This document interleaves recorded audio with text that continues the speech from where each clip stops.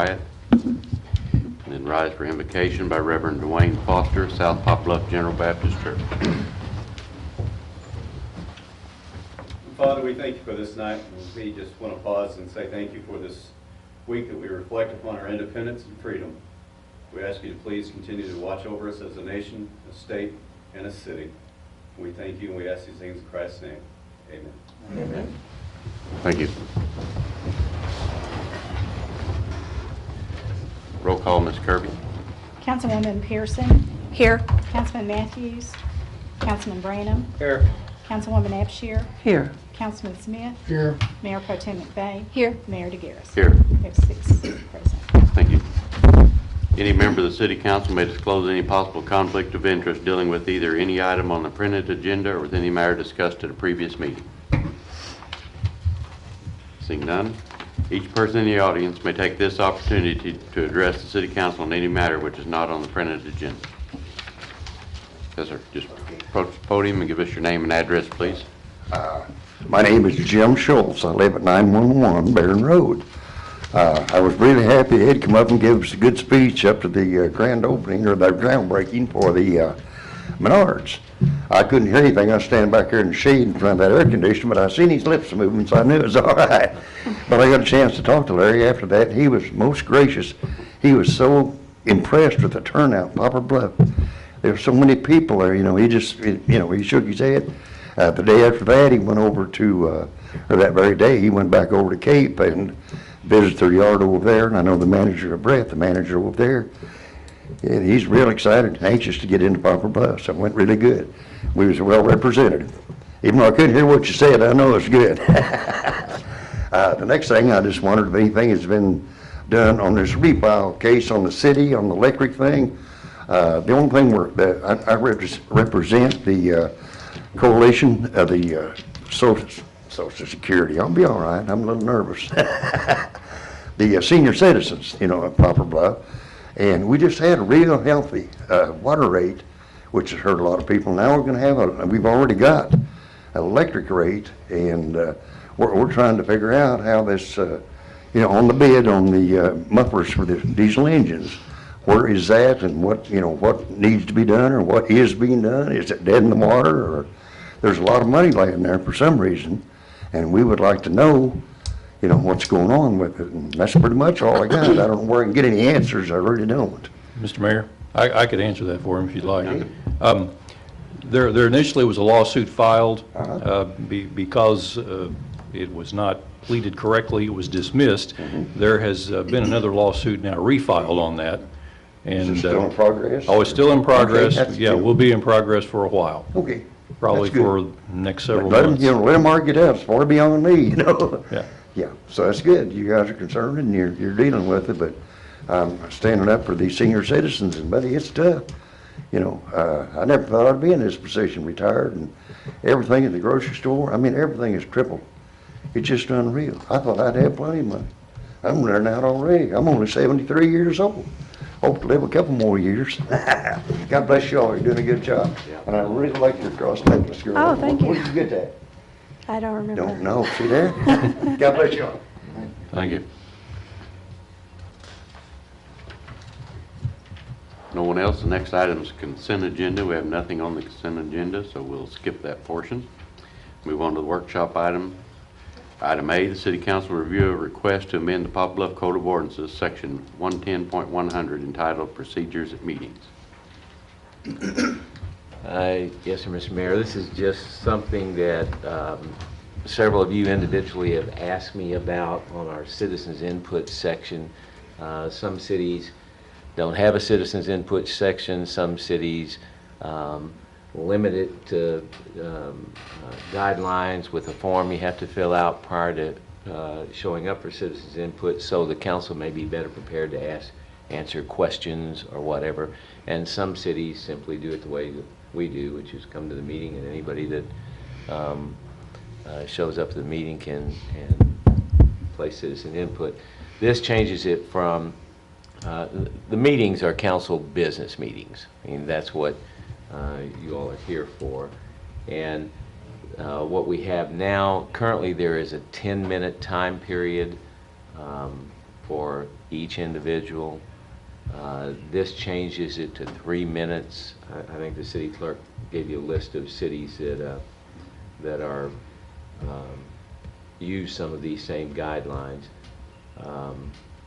Changes it from 10 minutes to 3 minutes. It generally just makes you be a little more efficient in presenting the problem. It also has a form that if somebody wanted to come in and do citizens input, didn't want a particular item on the agenda, but just wanted to have a complaint or whatever, there's a form that they fill out that will allow the council to know what's going to be there, and possibly we can have either the affected department head here or do a little research and find out. A lot of the stuff that comes up, it's the first time I've heard of it, and so hopefully with the form, we'll have a little more information and be able to maybe address the situation prior to it having to come to council. So that's kind of the thoughts behind that, and obviously staff doesn't really have a preference. This seems to be a lot more efficient, and there are a lot of cities that are doing it right now. It was odd today at lunch on the way home. I don't know if everybody watches or listens to radio, but Governor Huckabee, this was a subject kind of that was brought up, and I really caught my attention. When he was governor of Arkansas,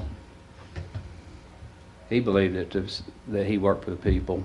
I'm just going to give you the whole story that he gave today. And he believed that from the poorest person to the richest person could come to his office and get an answer. Not necessarily from the governor himself, but in his office. And what really caught my attention was he even went as far as to change, he had a picture that they hung behind his secretary, and every 2 or 3 weeks would change that picture to a different, not necessarily a resident of the state, but a group of residents of the state, as senior citizens or a youth group, to remind everybody in his office that they work for the people. So my biggest thing of this is I want to make sure that no matter what we do, that we maintain a voice of the people at some, because we do work for them. And I was just going to say, I did hear that today, and I think that's exactly the same thing. Governor Huckabee didn't invite him to the General Assembly. That's just true. Absolutely. He had to come to his office, and certainly anybody is welcome in my office that has any kind of complaint. One of the problems we have is most of these complaints, they're coming and looking for an answer, and I haven't even heard of them or addressed them yet. Now, when they get to the point where it's been addressed and there's no place to go but the council, then obviously right there is where they need to be.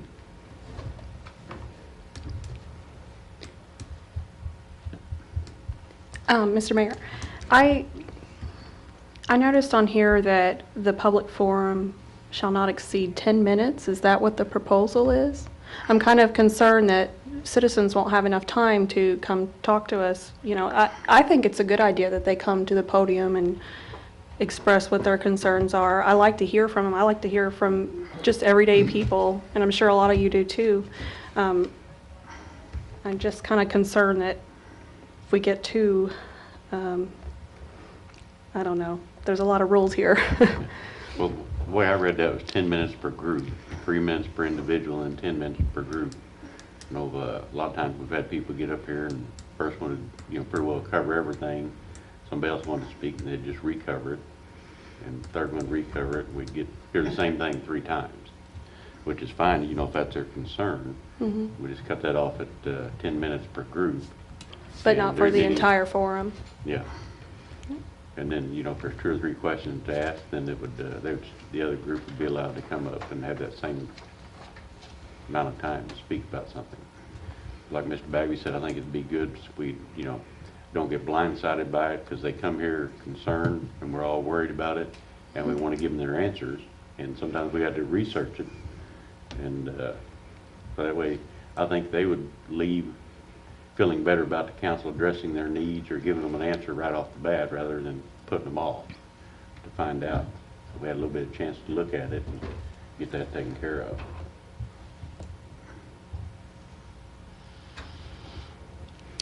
Mr. Mayor, I think if we do change this format, that the citizens would be addressed their issues sooner, because what if it happens tomorrow and they couldn't come see us for 2 weeks to come before the council, but yet they could walk into Doug's office tomorrow and he might have it resolved before our next council meeting, which is truly a business meeting. So I think it could be a positive for the citizens if they've got anything going on. And maybe they don't realize that they can walk into Doug's office, make an appointment, walk into Doug's office just like you can in Huckabee's. I mean, because Doug's open to all the citizens as well. We each represent our wards, and then Lloyd and I, of course, represent the entire 14,000 folks that are registered voters and the 17,000 that reside here. So they can call us individually. We can make contact with Doug if they don't want to make the trip to City Hall. But then if they don't get the result, I mean, every citizen has the right to call any one of us. I mean, they have 3 representatives as it stands now, but they could call any of the 7 of us. They could call Doug, they can walk into City Hall. I mean, so I think it's just probably opening awareness to folks that they have more forums to come to than wait every 2 weeks to stand in line to talk for 10 minutes. And like you said, if you don't have a clue of what they're upset about or their issue is, but you can address it during business hours, you might be able to resolve it, and they wouldn't have to wait until 2 weeks from tonight to come before it. Because, you know, something could happen tomorrow that somebody needs to talk to one of us or to Doug about. So I just think it's like organizing it better and streamlining things. And then, am I not understanding correctly, but the mayor has the discretion to extend that time should it be something that we need? It's not a nonsense thing, but it's something that we've had this audience full, and we've let them each go 10 minutes when it was a hot item, you know, when there's something going on. Not something just to beat it to death, but yet something that each person has a voice and they have every right to come forward and talk. But sometimes it becomes a soapbox, and that's not what we want. We want to just address it as business and address it professionally. And I think it would still be okay if they, you know, did that up to the mayor's discretion, not just Ed, but whoever's mayor's discretion. And there is a portion in it that allows for the council by motion to waive that. And it's been on the books for years, for 10 minutes, the way I understand. I mean, that's been there for a long, long time. That's not new. That's something that's been on there long before I got here, the 10-minute thing. In fact, some people, when I first started, would bring their own timer and put their timer up there. Yes. Mr. Mayor, the only thing I would have to add is, I don't know if anybody got to look, I only got to look at Farmington's webpage.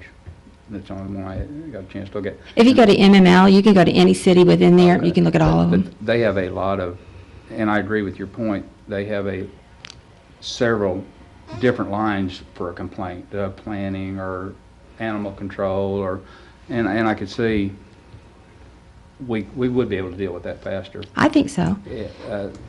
I hope at some point in time we can get, we have some on there, but if we had a more specialized to where we could kind of narrow it down, it would get to the department needed to go quicker.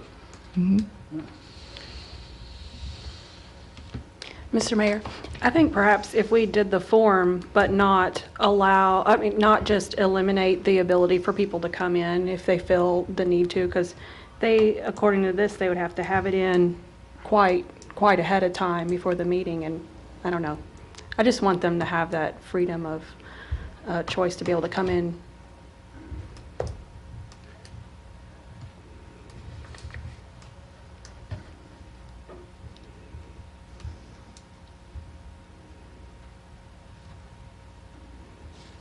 I understand what you're saying, and I don't see any problem with that.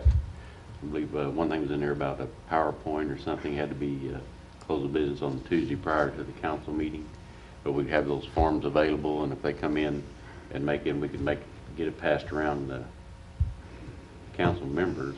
At least we'd have it a little bit before they get up there talking, and Mr. Bagmead, when he sees it, he'll know exactly where it needs to go and be able to address it, and then at least they'll have an answer.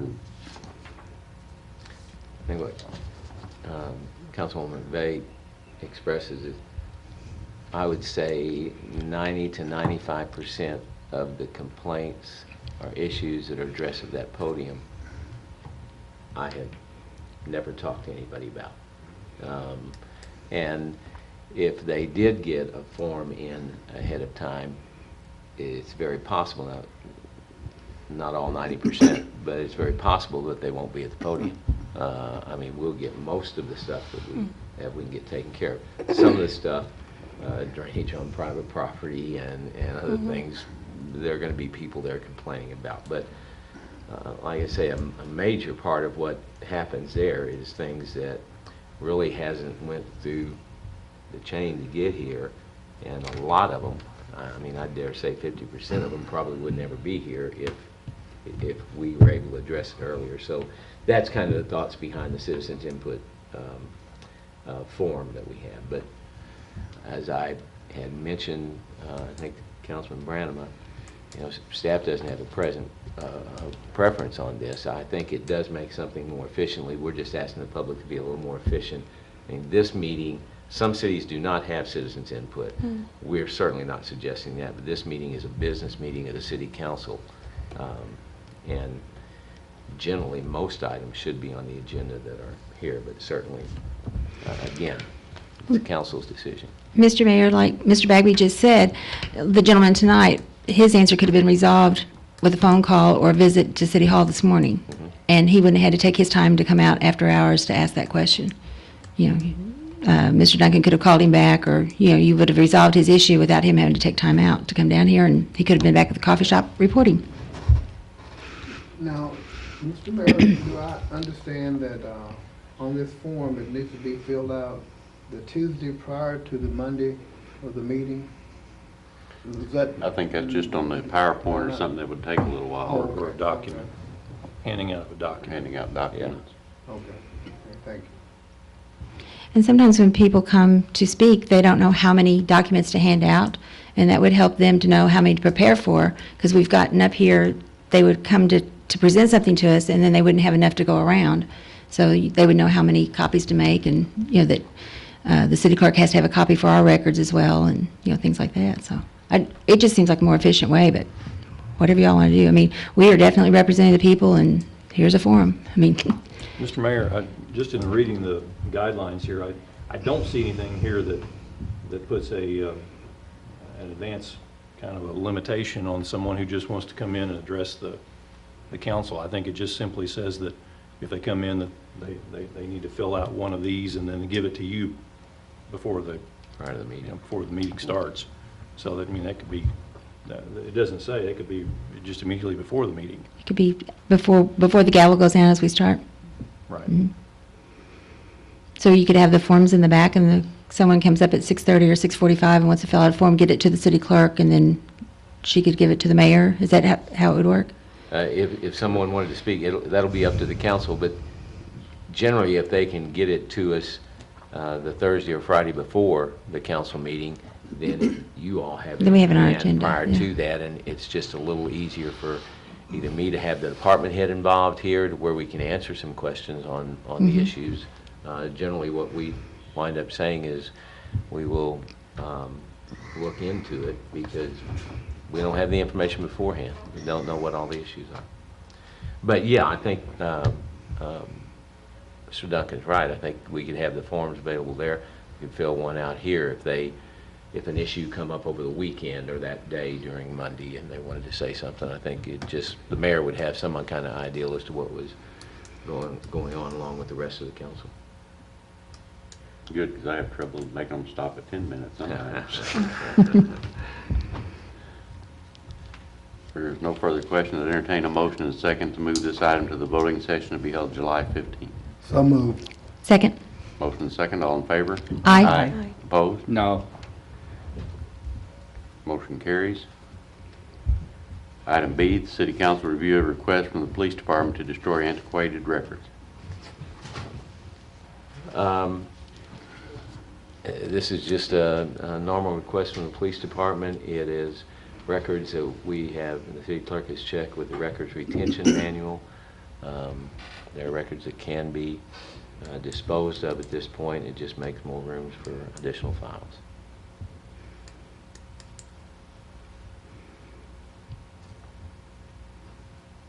No discussion, I'd entertain a motion and a second to move this item to the voting session to be held July 15th. So moved. Second. Motion and second, all in favor? Aye. Opposed? Motion carries. Item C, City Council review a request from the Planning and Zoning Commission to approve a conditional use permit to operate a drive-through window for the sale of food and non-alcoholic beverages at 1205 North Westwood. The applicant is Mid-America Hotel Corporation, 105 South Mount Auburn Road, Cape Girardeau, Missouri.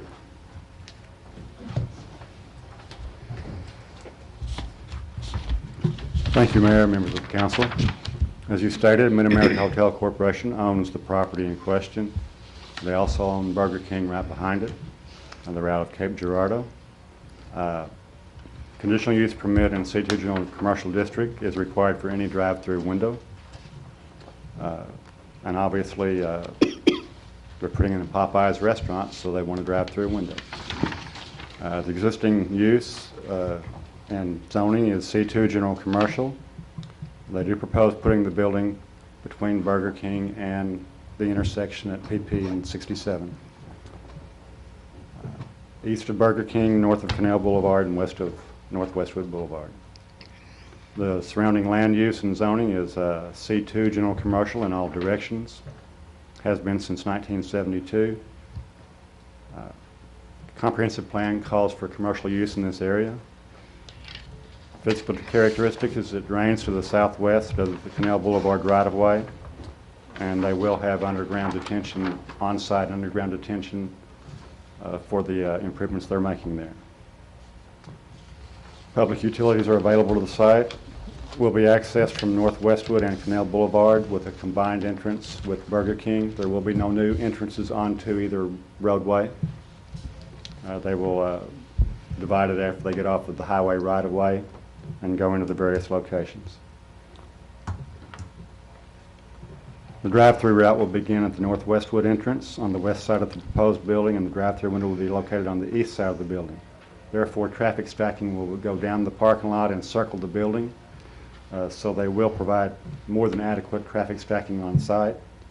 I'm already envisioning that we probably will want to make contact with MoDOT prior to them opening, because we always seem to crowd our new restaurants when they first come in. The recommendations of staff would be that approve the conditional use permit for the drive-through window with the following stipulations.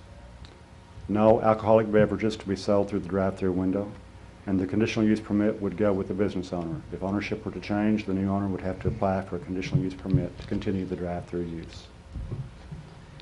Any questions? Thank you. Thank you, Mr. Avery. I entertain a motion and a second to move this item to the voting session to be held July 15th. So moved. Second. Motion second, all in favor? Aye. Opposed? Motion carries. Action required items, resolution number 1777. The City Council will take action on a resolution authorizing the mayor to execute a grant application and provide fiber optic broadband internet to the industrial park with the Delta Regional Authority. Move for reading of resolution 1777. Second? Motion second for the reading, all in favor? Aye. Opposed? Mr. Duncan. Resolution number 1777, a resolution authorizing the mayor of the city of Poplar Bluff to submit a grant application to the Delta Regional Authority relative to the installation of a fiber optic network in connection with the industrial park drainage project. Move for adoption of resolution number 1777. Second. Motion second for adoption. Any comments? Roll call, Ms. Kirby. Councilwoman Pearson, Yes. Councilwoman Abshir, Yes. Councilman Branham, Yes. Councilman Smith, Yes. Mayor Pro Tem McBain. Yes. Mayor DeGulis. Yes. We have 6 yes votes. Thank you. Resolution number 1777 is passed. Next item is the city manager's report. A lot.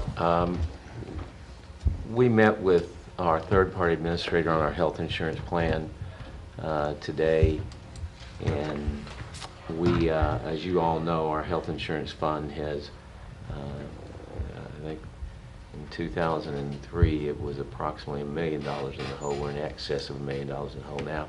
From that time to now, we were $900,000 in the positive. At one point, we started giving some benefits back, and we are just not funding that with enough money right now. We have done some things in conjunction with our new third-party administrator, which has got some deep discounts if we go south. Used to, the discounts were north, but both we're seeing as much as 78% discounts in Memphis and Jonesboro. We're working to negotiate some stuff with Poplar Bluff Regional Medical Center here. So we're doing some things to try to cut down on those costs to where it won't be necessary.